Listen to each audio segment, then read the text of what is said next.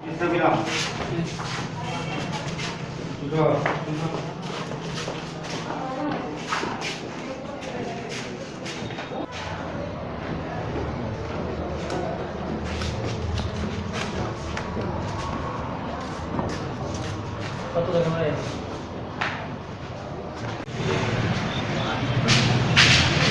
20 March 2019 থেকে জয় দত্ত নামে একটি ছেলে নিখোঁজ ছিল এবং অ্যাকর্ডিংলি লেক ভিউর সামনে যে লেক আছে কলেজটিলাতে ওইখানে ওর 23 তারিখ ওর মৃতদেহ পাওয়া যায়।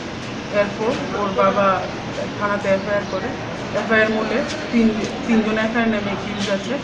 ওরা হলো একজন হলো ঋতুরাজ দেব, জয়দীপ পাল, সাগ্নিক চক্রবর্তী। এর মধ্যে দুজনকে অ্যারেস্ট করেছে।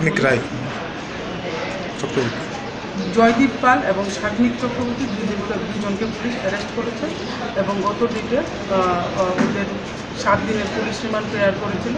মাননীয় আদালত ওদের 4 দিনের পুলিশ রিমান্ড অ্যালাউ করেছেন এবং আজকে ওদেরকে পুলিশ রিমান্ড শেষের পরে আজকে আদালতে প্রেরণ করা হবে এবং ওদের এগেনস্টে এলিগেশন হল 302 এবং 34 এখন আজকে আদালত শুনানির পর ওদেরকে 4/6/2019 অবধি জুডিশিয়াল কাস্টডির অর্ডার দিয়েছে।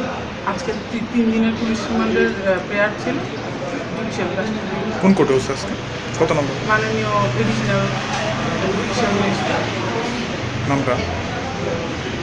সর্বজিৎ চৌধুরী। কত নম্বর কোর্ট? Additional CGM court. নামটা কি ওনার? সর্বজিৎ চৌধুরী এবং উনি অর্ডার দিয়েছেন 4/6/2019 অবধি জেল কাস্টডি।